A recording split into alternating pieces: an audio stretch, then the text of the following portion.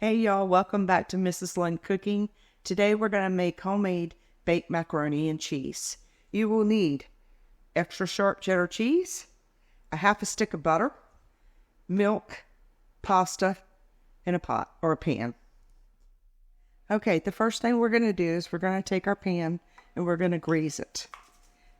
Just use butter flavor spray. And that way it keeps the cheese and the macaroni from sticking. So I'm going to spray it really well. Whoa, that's some stuff.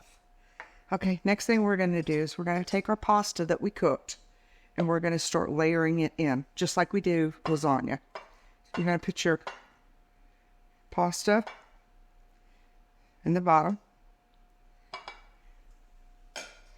And then we're going to take, and it's 1 pound, and we're also using 1 pound of sharp cheddar cheese that I went ahead and cut up. So next we're going to take and we're going to put our cheese over it.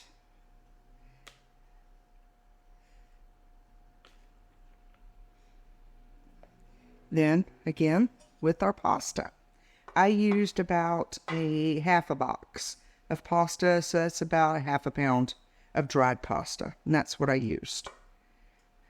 And that's all you need to do. You can make more, you can make less. I'm just doing a small one because we don't need a whole lot of macaroni and cheese. Then we're going to layer it again with our cheese.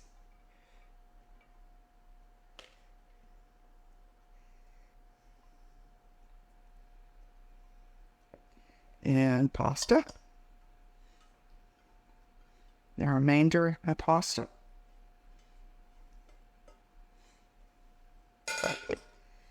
Spread it in there. And we've got the oven set at 375. And we're just going to melt everything because everything's already cooked. So take some more cheese, put over the top.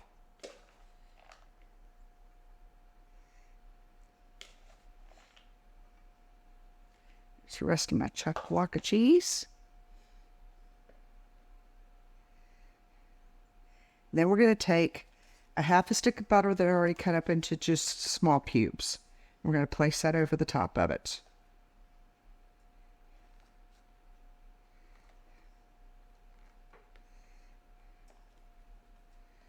And it's starting to melt on me already.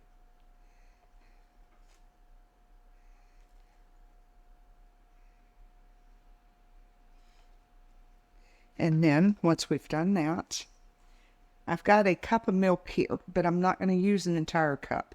So I will let you know. And then we take the milk and we pour milk in it. And the milk will make it really super creamy.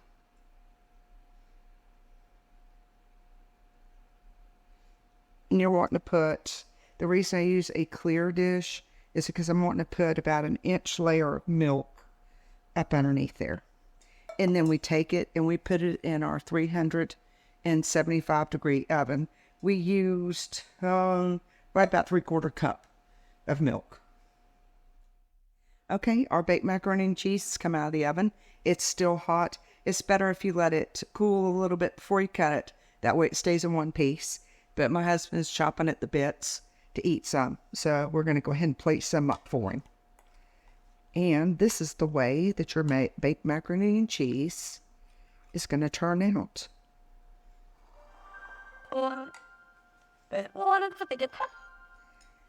And if you like it, please like and subscribe.